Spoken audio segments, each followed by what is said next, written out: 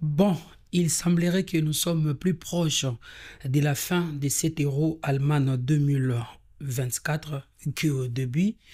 Mesdames, mesdemoiselles et messieurs, bienvenue dans ce nouveau podcast spécial Euro 2024 avec Hakim Kakimosiko et j'espère sincèrement que vous allez bien. La paix, encore une fois, la paix règne et régnera toujours dans vos différentes maisons.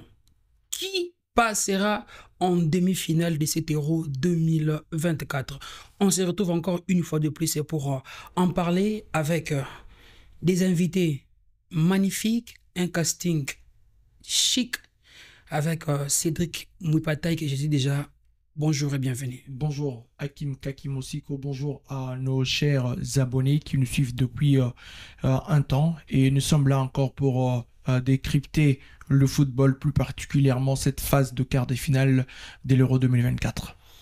Gisèle Catalaï, ça me rappelle encore un joueur, Moussé Catalaï. Moussé Catalaï qui est passé par le Nickel Montéma Pembe ainsi que le Saint-Oral. Qui est aujourd'hui manager. Qui est devenu manager. Qui a aussi une académie de football. Qui a aussi une académie de football. Une académie, voulais-je dire, de football. Vous avez beaucoup de détails sur ce joueur. C'est votre cousin, confrère? Bon, c'est juste une pire coïncidence des noms. Et aussi, on s'est croisés dans l'un des matchs de la Coupe du Congo. On s'est fait connaissance. Quand on a essayé un peu d'approfondir Catala et Catala, on a compris que nous tirons la même racine. La même racine. Les noms tirent une même racine. Voilà. Les noms tirent une même racine. On en parle aujourd'hui avec 4 merveilleux matchs. Déjà, ça commence déjà aujourd'hui, déjà à partir de 17h, heure locale de Kinshasa. Espagne face à l'Allemagne, Portugal face à la France, l'Angleterre jouera face à la Suisse demain et pourquoi pas aussi Pays-Bas contre la Turquie. 4 merveilleux affiches. On commence avec Espagne-Allemagne avec Cédric Mouipataï. Comme d'habitude, ça ne sera pas facile pour l'Allemagne devant l'Espagne qui n'a réalisé que des merveilleux résultats depuis le début de cette compétition. Oui, les deux équipes ont un parcours presque similaire. Quand on regardait depuis le début de cette campagne, les deux équipes ont été à des niveaux très élevés. Et d'ailleurs, ça s'est démontré encore lors de la précédente étape où les deux équipes se sont disposées respectivement de leurs adversaires, la formation de la Géorgie et puis de l'autre côté de la formation du Danemark.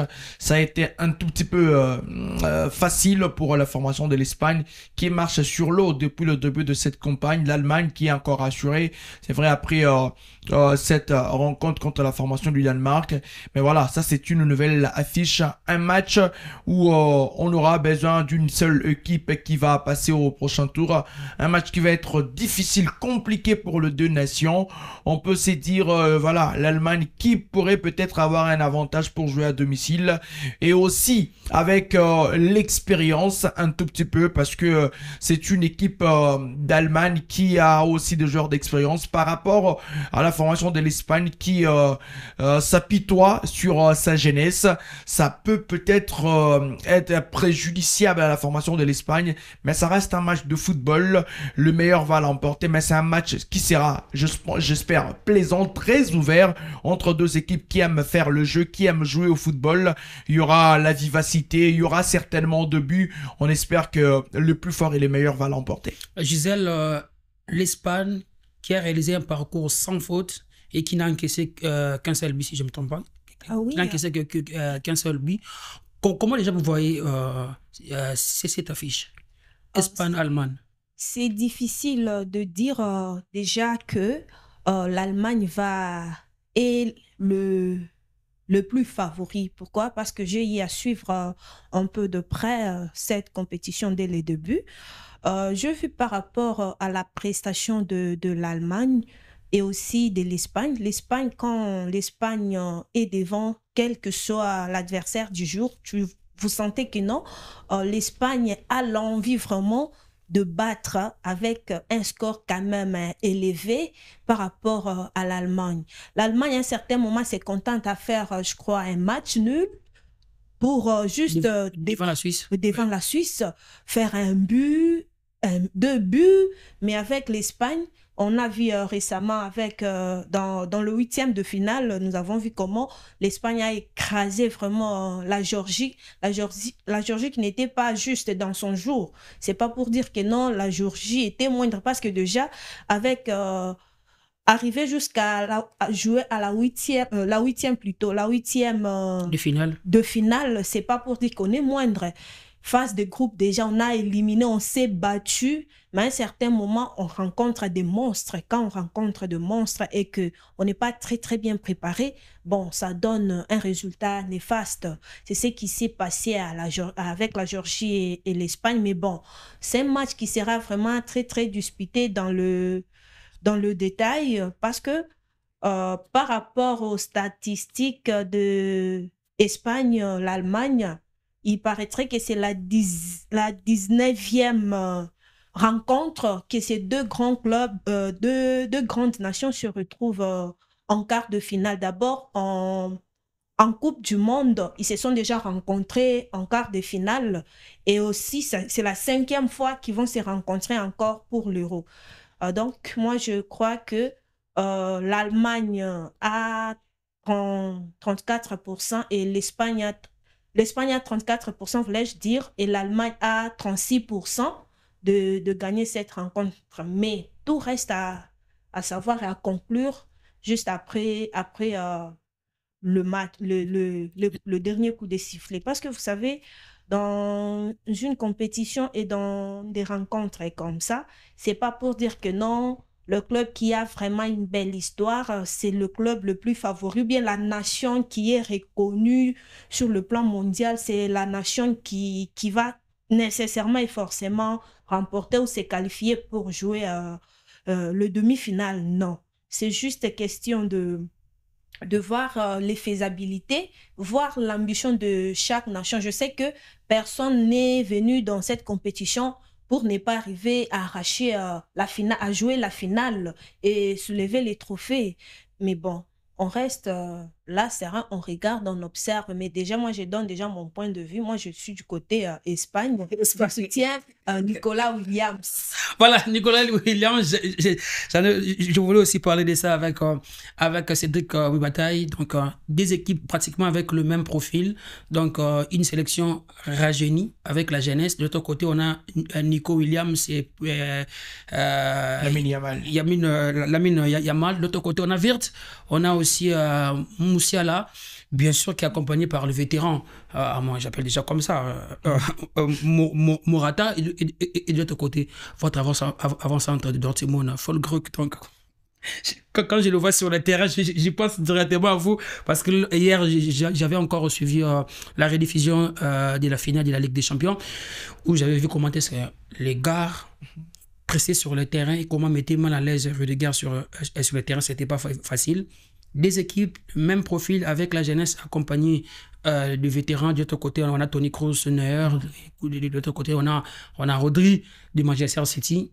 Comment la bataille sera au niveau de l'attaque ou bien au niveau du milieu de terrain? La bataille, premièrement, ça sera l'équipe qui sera la plus concentrée sur le terrain, va sûrement avoir l'opportunité d'avoir le dessus sur l'autre. Ce sont des matchs où le détail sont très importants. Ce sont des matchs où les occasions peuvent être là, mais il faudrait bien sûr les concrétiser parce que à la moindre escarmouche, vous pouvez automatiquement perdre le fil de ces matchs. Donc, ça va être un match qui va se jouer avec beaucoup de concentration entre les deux nations. Il faudrait être très précis, je dirais aussi juste dans les différentes phases d'attaque et aussi en défense parce que il faudrait être très efficace dans les deux surfaces. Mais je pense très humblement que l'Allemagne pourrait avoir un peu plus de chances de jouer cette rencontre déjà avec un milieu de terrain que je trouve très très intéressant avec le vieux brusquard Toni Kroos et puis Florian Wirtz qui peuvent à tout moment faire la différence, surtout en phase des transitions et surtout avec les ballons en profondeur derrière le dos de la défense. Ça peut vraiment très rapidement faire mal. Pourquoi je l'ai dit ainsi? Parce que, voilà, cette formation de l'Allemagne a prouvé dans ses différents matchs qu'elle a des ressources nécessaires et surtout avec un bloc très compact qui est difficile à être déboulonné par d'autres nations. Et puis, du côté de la formation de l'Espagne, c'est vrai, je crains que cette jeunesse puisse un peu s'élouper dans un grand match. C'est vrai que la formation de l'Espagne était dans un grand test contre l'Italie. Limite, ils ont réussi à gagner contre la Géorgie. Ben voilà, ils ont réussi à gagner. Mais là, ils jouent gros contre la formation de l'Allemagne qui joue à domicile et devant son public avec deux joueurs qui sont habitués presque, qui évoluent presque à tout moment ensemble. Ça peut bien sûr jouer en faveur de l'Allemagne au détriment de la formation espagnole. Je reviens sur cette jeunesse en attaque avec Nico Williams et Lamine Yamal. Attention, moi je pense qu'ils doivent un tout petit peu faire un match au-delà de tous les matchs qu'ils ont réussi à faire avec un peu plus de beaucoup de maturité, parce que c'est vrai que vous aurez, eux-mêmes auront la pression parce que tous les yeux du monde sont sur eux, et puis la formation espagnole qui aura un regard très vif sur eux. Jadis, cette formation de l'Espagne avait un bloc médian très efficace.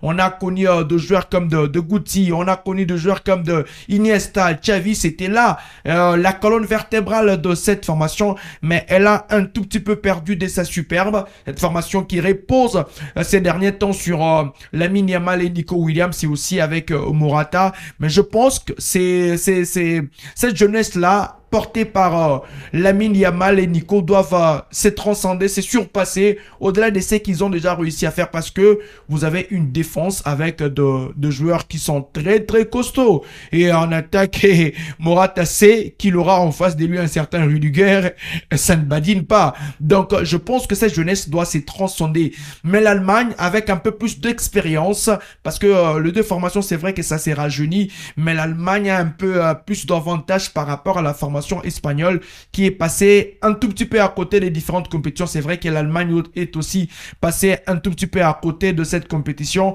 mais je pense que la jeunesse allemande a un peu plus de maturité par rapport à la jeunesse espagnole, et ça peut bien faire la différence, surtout avec Musiala au milieu de terrain. Là, je vous promets que ça peut être compliqué pour l'Espagne. Voilà, Gisèle, la maturité, comme l'a souligné Cédric, la maturité de Morata avec 77 sélections, 36 buts marqués. Est-ce que vous pensez qu'avec les retours de Jonathan Tah du côté de l'Allemagne, mais Rudiger qui risque aussi d'être incertain pour cette rencontre de cet après-midi, comment vous trouvez déjà, comment pensez-vous que la maturité de Morata peut servir sur le terrain? Vous savez, de grands footballeurs qui ont déjà assez de l'expérience dans ces genres de matchs, quand ils arrivent sur le terrain, la première des choses, vous allez comprendre que d'abord, ils font peur. Ils font peur d'abord à l'adversaire, parce que vous prenez seulement un jeune comme Williams, là, Nico, ça même, pour ne pas citer que lui, même Yamal, Lamine, qui s'est dit, bon, je me retrouve devant un expérimenté des compétitions. Qu'est-ce que je peux faire? D'abord, c'est que moi, je vois dans la maturité de Morata, lui aussi, c'est pas pour dire que non, parce qu'il est déjà si vieux, il a de la maîtrise des compétitions, il a de l'expérience et autres. Il a aussi peur de ces jeunes gens. Il a aussi peur parce que vous savez, quand un grand qui a été reconnu, qui est renommé, se retrouve en face d'un jeune qui a déjà de la puissance, qui joue déjà dans de grands clubs, qui s'est fait déjà une ligne, qui se trace déjà. À un certain moment, il va se dire, si je vais seulement trébucher ici, il va se jouer de moi. Les gens vont dire, mais comment toi, un vieux comme ça, tu as laissé ces jeunes hommes? Bon, dans le foot, on doit aussi tenir compte de l'expérience, aussi de la maturité. Je sais qu'avec le grand Morata, il sera pas aussi lâche, mais il ne sera pas complexé pour se faire voir que non, lui c'est un grand, il est expérimenté, parce que de toutes les façons, tout le monde qui est venu dans cette compétition est venu avec un but bien précis. Et là, sa maturité va vraiment jouer sur la psychologie de l'adversaire et aussi la psychologie de toute la nation qui va se dire, bon, avec lui, je sais que on ne peut pas le casser. Lui, on ne peut pas le casser. Et aussi l'arbitre même du jour. Il sait parce que j'ai déjà constaté de grands noms. De grands noms, il suffit juste qu'on puisse juste les chrétiens un peu là, qu'on le glisse un peu, une fois qu'il tombe, c'est le coup de sifflet qui suit. Donc oui, ça je l'ai vu. Il y a Mbappé, on a vu même Toni Kroos là. Donc Messi, c'est un joueur qui n'a pas un renommé. Qui n'a pas une renommée, voulais-je dire, il tombe, bon, ça dépend de l'appréciation de l'arbitre. Donc tout ça, ça marche, ça entre en compte de la psychologie du joueur lui-même et aussi de son adversaire qui va se dire, donc, avec Morata, c'est mon aîné, il est expérimenté, mais je dois l'affronter parce qu'ici, on ne fait faveur à personne. Personne. Ah oui. Voilà. Sur le 9, opposition directe depuis le début du 21e siècle, les Allemands ne l'ont emporté qu'à 2 reprises, contre 4 victoires pour les Espagnols et 3 matchs nuls. Donc, sur papier déjà, l'Espagne n'a pas un peu... Oui, mais c'est vrai que les statistiques sont faites pour être abrogées aussi. Les statistiques sont faites pour être contournées. C'est vrai que l'Espagne contre la formation de l'Allemagne, l'histoire nous renseigne certainement qu'il y a eu un peu plus de victoires pour la formation espagnole. Mais je crains que l'histoire ne puisse être réécrite par la formation espagnole devant cette formation de l'Allemagne qui, quand elle joue, vous constatez certainement que c'est une formation qui a soif de vaincre.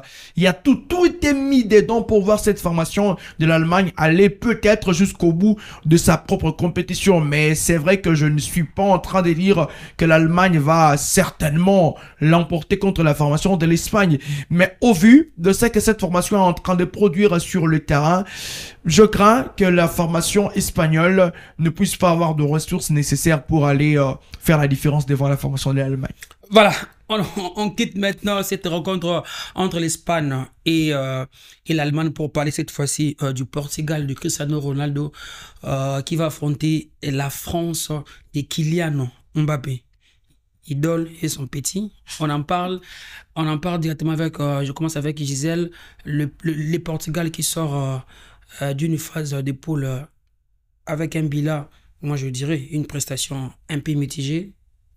On ne s'attendait pas beaucoup plus de cette prestation des Portugais avec l'effectif. Sur papier, on parle sur papier. On reste sur papier. Les papiers sur le papier, l'effectif était un peu enrichissant. Mais sur le terrain, c'était des piètres prestations. Comment vous trouvez déjà le Portugal devant une France aussi qui n'est pas assez agressive? C'est un match vraiment très difficile. C'est un match très difficile. Bon, ça sera un match très difficile parce que déjà, c'est pour ce soir. Quand je vois le Portugal de Cristiano Ronaldo que j'ai connu tout petite et l'actuel Portugal à qui je fais face, je crains que le Portugal ne puisse se qualifier pour le demi-finale par rapport à la France. Vous savez, j'ai comme l'impression que les coéquipiers de Cristiano Ronaldo tournent toujours vers lui. Dans le jeu est centré vers Cristiano. Sur lui. Donc, lui, quand lui n'essaie pas de faire assez mieux, vous ne voyez personne qui se soucie vraiment pour faire mieux. Et pourtant, aujourd'hui, Cristiano peut se dire, aujourd'hui, bon, je suis à la fin de ma carrière, que ce soit dans mon club ou bien que ce soit pour mon équipe nationale, pour mon pays. Donc, on ne pourra plus parler du Portugal. Parce que quand j'ai suivi le 8e de finale qui s'est joué, je crois, il y a 3-4 jours. Ouais. Mais j'avais du mal. Je dis ça, c'est pas le Portugal que j'ai connu.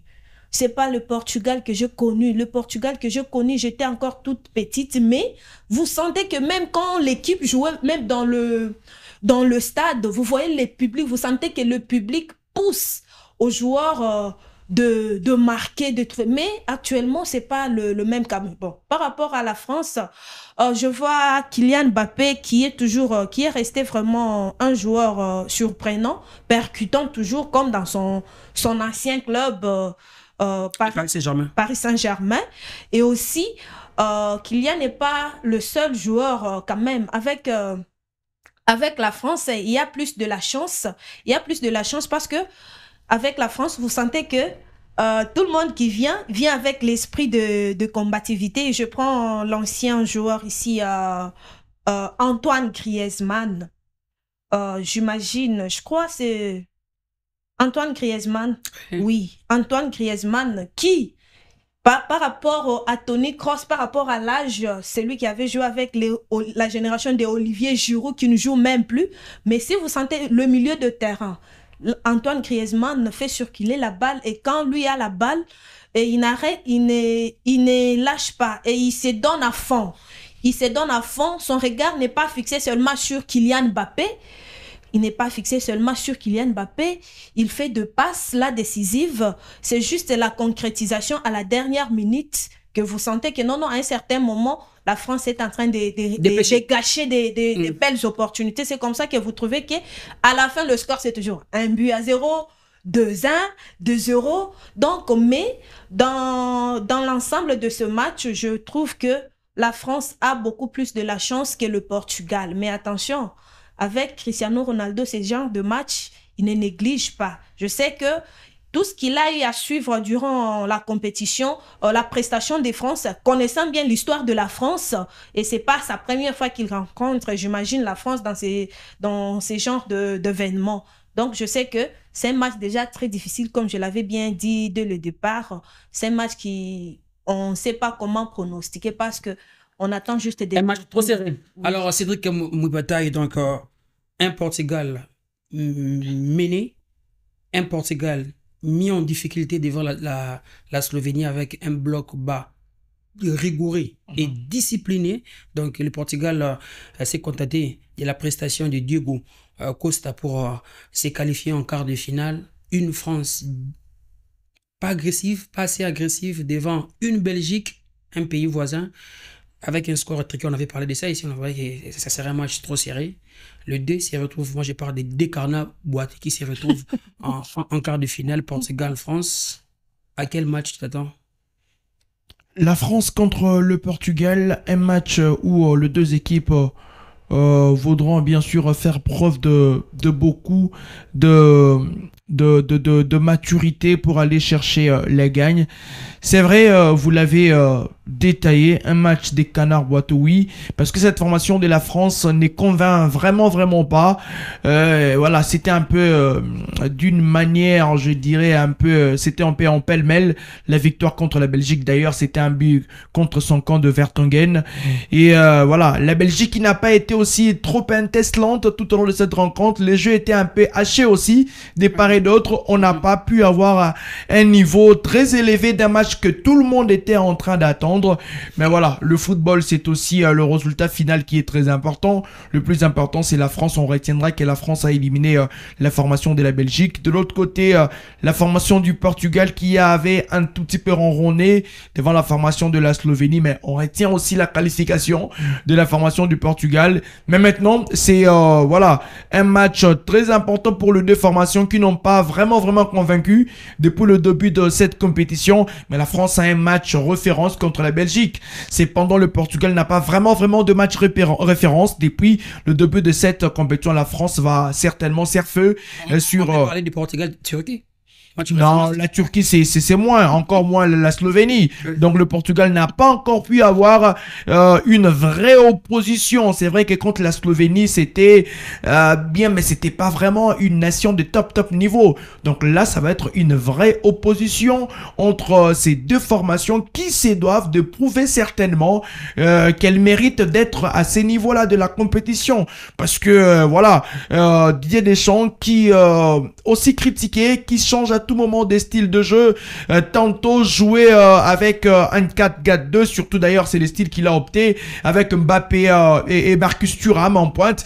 je pense que ça ne carbure pas vraiment. Pourquoi insister avec ces 4-4-2 que je trouve un peu compliqué? Vaut mieux peut-être essayer de faire un retour avec le 4-2-3-1 avec Olivier Giroud en pointe.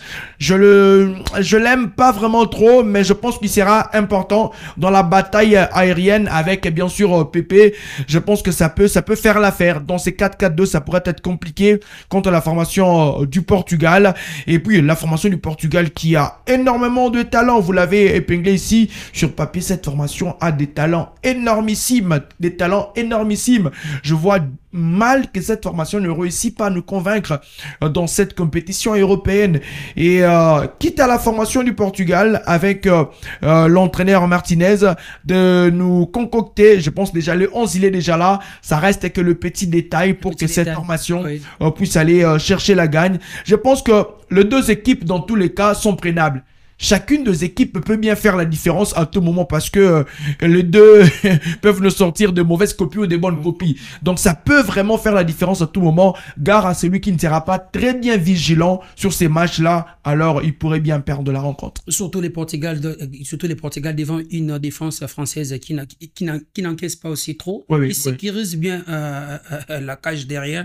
Je trouve que c'est aux Portugais d'aller vraiment titiller la défense française. Mais oui, aujourd'hui, Didier Deschamps, on peut beau les critiquer, on peut beau ne pas l'aimer, mais depuis qu'il est en place, il a transformé le caractère défensif de cette formation de la France. Exactement. C'est une formation de la France qui, quand elle vient sur le terrain, même si elle ne vous sort pas un très bon jeu. On a vu la Coupe du Monde 2018, la France a été beaucoup critiquée avec son jeu défensif.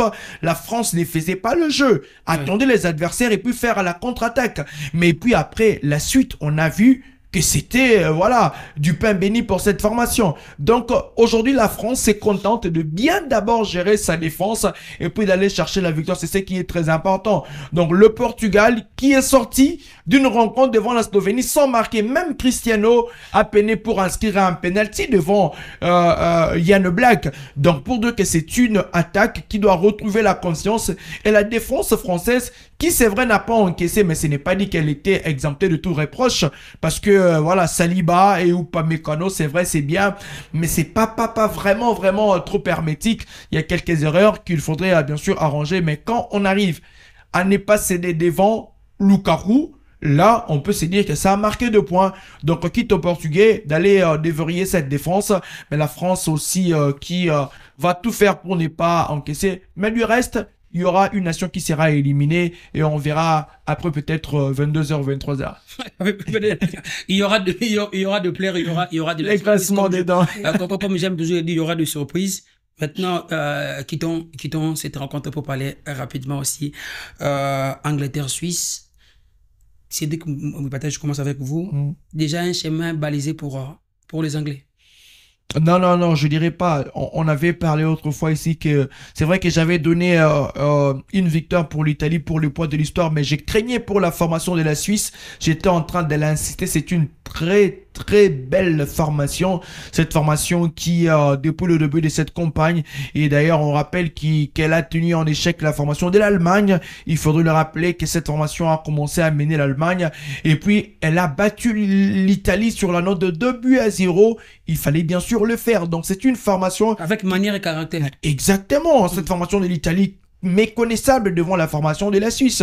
Donc c'est une formation qui est un tout petit peu sous-estimée, mais elle reste un peu fidèle à elle-même avec de très bonnes prestations, surtout dans cette phase de l'Euro, que je trouve que cette formation peut créer la surprise parce que l'Angleterre, on connaît. L'Angleterre, c'est aussi notre facette de la RDC. Quand on l'attend beaucoup, cette formation de l'Angleterre déçoit. Mais quand on l'attend pas vraiment, c'est en ces moments qu'elle peut faire la différence. On a vu qu'elle a joué la finale de l'Euro. C'était pas vraiment très attendu. Elle a d'ailleurs perdu contre l'Italie, que l'Angleterre était supérieure sur papier. Donc c'est un peu ça cette formation de l'Angleterre.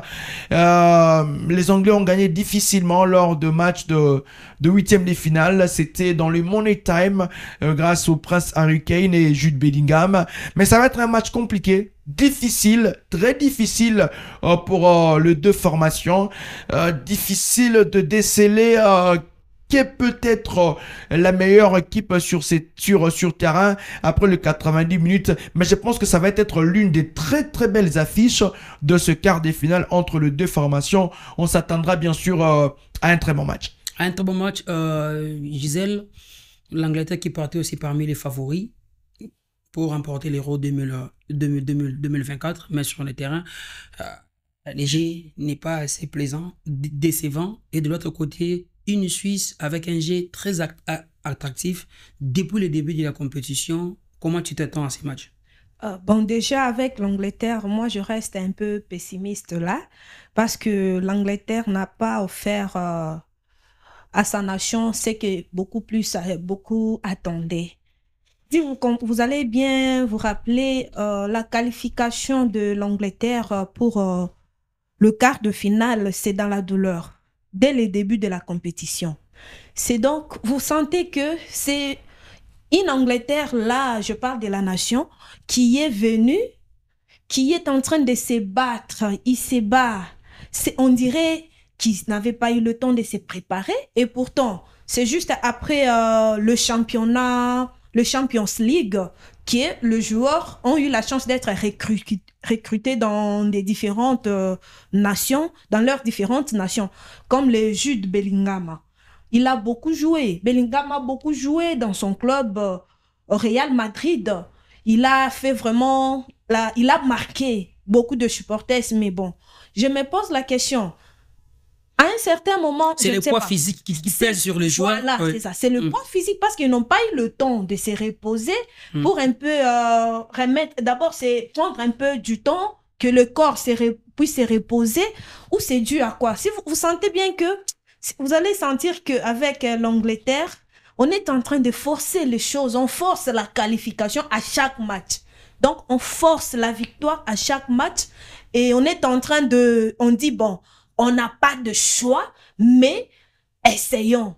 Donc, l'individualité prime sur le collectif. Ça prime sur le collectif. Et ce sont les mêmes personnes-là qui se battent. C'est Jude-là qui se bat à tout prix. Donc, vous allez voir je crois, Walker. Oui. Donc, je me pose des questions. Beaucoup de joueurs de l'Angleterre ont de même club, sont ressortis de même club. Mais comment arriver pour jouer à l'honneur de leur nation? Ils n'arrivent pas à se comprendre, même dans la transmission de balles sur le terrain. C'est le contraire. Bon, peut-être la fatigue aussi, vu qu'on vient de terminer la Champions League directement. C'est l'héros qui est annoncé, ils doivent aller. Tout ça, ils n'ont pas eu le temps de refaire leur énergie pour bien affronter cette compétition. Bon, quant à la Suisse, je vois que la Suisse est juste surprenante. Elle est surprenante parce que moi-même, je ne m'attendais pas que la Suisse pouvait arriver jusqu'à ce stade. Franchement, je ne m'attendais pas. Mais j'ai compris que parfois, de grandes nations que nous prétendons être les plus favorites, là, ce n'est pas le cas. Le football, c'est autre chose. Le ballon est rond pour tout le monde. Il suffit juste de mettre les choses au sérieux, prendre les choses au sérieux, mettre des tactiques sur terrain, voir ce que vous devez faire pour vous qualifier. C'est pas le papier, c'est pas l'histoire qui va venir jouer à votre place. Ici, on voit le terrain et on voit le résultat final. Donc, à l'historique des confrontations, les deux formations se sont croisées à 31 reprises dans l'histoire. L'Angleterre mène très largement avec 22 succès contre 3 seulement pour la Nati et 6 matchs nuls. Donc, c'est Cédric. L'Angleterre part déjà sur papier par favori. Ouais, mais sur papier, on peut pas dire que l'Angleterre n'est pas... l'Angleterre est moindre par rapport à la formation de la Suisse. Mais quand on regardait dans cette compétition, la Suisse qui a fait preuve de beaucoup d'abnégation, qui a fait preuve beaucoup de sérieux pour aller faire des différences. Si la Suisse est qualifiée, c'est vrai, ça va être une surprise. Si l'Angleterre est éliminée, ça va être une déception. C'est vrai, la statistique, elle est là. L'Angleterre qui a des joueurs d'un niveau très élevé. D'ailleurs, le joueur suisse aussi joue du côté de l'Angleterre, de l'Allemagne et consort. Et on ne peut que dire que l'Angleterre reste certainement parmi ces pays qui vont aller chercher le sacre final. Mais attention à cette formation de la Suisse que je crains qui oui. pourrait faire La une Suisse a surprise. éliminé, Ouais. L'Italie, hein, tenant du titre. Il a éliminé l'Italie, il a fait un nul contre l'Allemagne. C'est vrai qu'il n'y avait pas assez d'enjeux, mais au moins cette formation suisse a réussi à les faire. Attention, ça peut surprendre, mais voilà, l'Angleterre aussi qui va surfer sur son expérience, sur son historique pour aller chercher la qualification. Si cette formation a cette capacité d'aller jusqu'au dernier retranchement, chercher son adversaire, obtenir la qualification, là c'est la marque de grandes équipes. Donc l'Angleterre qui a un vécu, c'est ça aussi, c'est qui peut faire la différence. C'est un groupe qui a vécu pendant beaucoup de temps ensemble et la Suisse peut-être être très C'est mal en contacter point. des Chaka ou soit des Akanji pour faire le jeu. La Suisse peut être mal en point. La Suisse peut être mal en point devant cette formation de l'Angleterre qui vit ensemble depuis beaucoup de temps. C'est vrai que la Suisse fait bien les choses. Ça peut faire la différence, mais je vois difficilement. Ça va être une surprise, une déception si l'Angleterre s'est fait éliminer. La Suisse une surprise, mais je vois l'Angleterre au bout du bout peut-être aller chercher la victoire. Voilà. Bouclons ces podcasts avec cette dernière rencontre Pays-Bas-Turquie. Donc, une place dans le dernier carré, Madame Gisèle. Vraiment, la Turquie vraiment m'a fait vivre vraiment un football que moi-même je me disais, les Turcs là nous sommes habitués à suivre les novelas, les Turcs ne s'intéressent pas au foot, les Turcs eux ce sont des films, les Turcs ce sont des entrepreneurs, mais j'ai compris N'oubliez pas que cette Turquie était demi-finaliste en 2002. en 2002 là je ne sais pas j'avais encore quel âge. Donc dans l'histoire du football, franchement, dans l'histoire du football, C'est normal que vous n'arrivez pas à maîtriser l'histoire de ce joueur de la Turquie. Parce que cette formation de joueurs comme de Hakan Şükür, Hamit Atıltop sont sortis de là. Donc, il y a toute une histoire derrière Des cette grands formation. noms. Des grands noms du football. bon. Cette Turquie a fait même douter le Grand Brésil. Vous savez, Exactement. à l'époque, je vous fais un peu rire. Moi, quand c'est la Coupe du Monde là, moi je connaissais seulement l'Angleterre et la France. L'Angleterre, la France, la Croatie, c'est tout. D'autres là, Belgique, bon, qui suit même ça? Là, la Croatie avec ce cœur. Oui, Ouais. qui suit ça? Donc, Avant Şükür. c'est pour dire que avec la Turquie, j'ai suivi le match le 8e de finale qui s'est joué il n'y a pas longtemps, récemment ici. Vraiment, la Turquie a une très belle équipe, hein, une très belle équipe dans le jeu. Vous sentez que la transmission de balles, on la gaspille pas. On la gaspille pas. Les passes sont très précises. Même si au niveau de l'attaque, on sent que on ne finit pas tellement très bon dans le filet de l'adversaire. Et pourtant, on travaille bien le milieu. Et aussi la défense turque aussi, elle est aussi si forte. La défense turque n'est pas distraite. Bon, je sais pas trop par rapport à l'histoire de cette rencontre, mais en tant qu'analyste sportive, on laisse voir les choses, comment ça va se présenter. Voilà, Cédric, avec l'absence de Akaydin, avec Çalhanoğlu, mais la Turquie avait quand même réussi à faire tomber son adversaire, l'Autriche, sur la note de 2 contre 1. Et de l'autre côté, il y a aussi le Pays-Bas qui avait battu, moi je dirais facilement, la Roumanie sur la note de 3-0. Un match qui va se jouer dans le détail ou bien dans l'expérience. Çalhanoğlu qui avait manqué à cette formation de la Turquie une expérience déjà pour ce joueur. Je pense qu'il sera de retour pour jouer contre la formation du Pays-Bas. Oui. Un match qui sur papier, parce qu'on va les dire, la formation du Pays-Bas qui pourrait avoir une ascendance devant la formation de la Turquie. Le Pays-Bas qui a sorti des biceps contre son adversaire l'Autriche, je pense.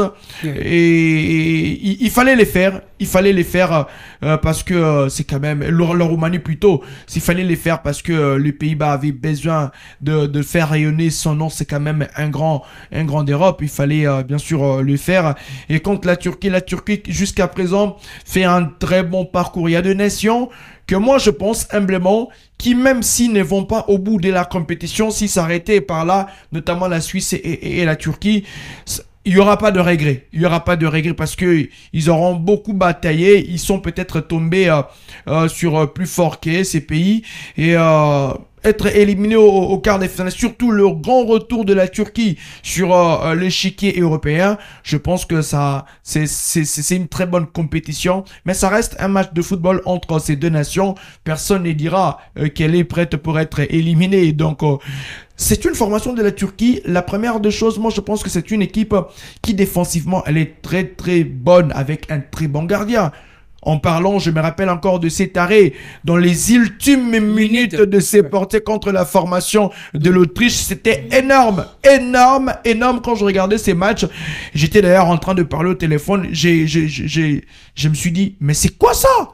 C'était un arrêt extraordinaire aux ultimes minutes. Et pour aller loin dans une compétition, il faut avoir un très bon gardien, une très belle défense. Et d'ailleurs, c'est le défenseur de cette formation qui avait marqué un doublé devant la formation de l'Autriche. Donc, je pense que la Turquie a deux armes très nécessaires, avec bien sûr son milieu de terrain et puis le petit Arda Güler qui est en train de faire un bien fou à cette formation. Lui d'ailleurs qui a donné une passe décisive pour le deuxième but devant la formation de l'Autriche. Je pense qu'il y a de quoi approuver pour la formation de la Turquie devant la formation du Pays-Bas. Les Pays-Bas aussi a de quoi approuver dans cette Coupe d'Europe qui a besoin de faire revivre, de faire rêver tous ses supporters, parce que après l'époque de Ariel Robben, Robin van Persie, Ruud van Nistelrooy premier, Johnny Gio van Bronckhorst, toutes ces stars-là sont un peu partis Schneider avec l'histoire de cette formation de la Hollande. Et puis cette formation aura vraiment besoin de prouver qu'elle est de retour sur la scène continentale. Deux équipes avec deux styles totalement opposés, avec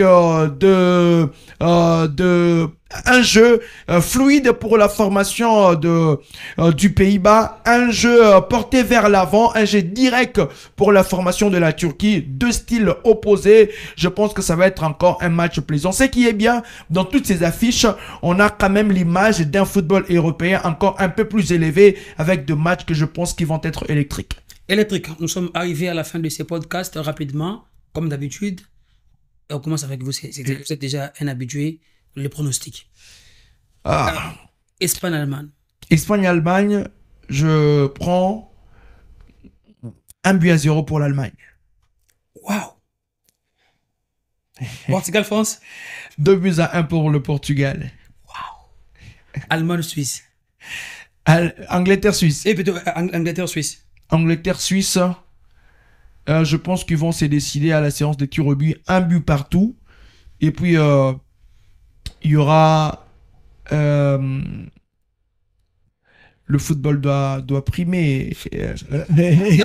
Là, on parle de l'Angleterre. Là, on parle de l'Angleterre.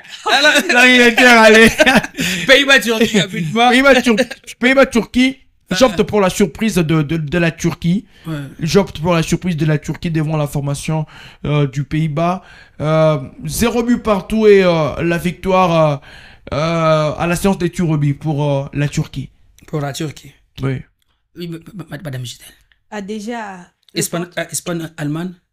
L'Espagne, je donne la chance à l'Espagne, 2-1 en faveur de l'Espagne, parce que déjà, Nico Williams est là. Il y a Yamal Lamalia, comme les Kinons l'ont surnommé comme ça, est là. Donc, je donne déjà la victoire de 2-1 en faveur de l'Espagne. En Portugal-France. Portugal-France,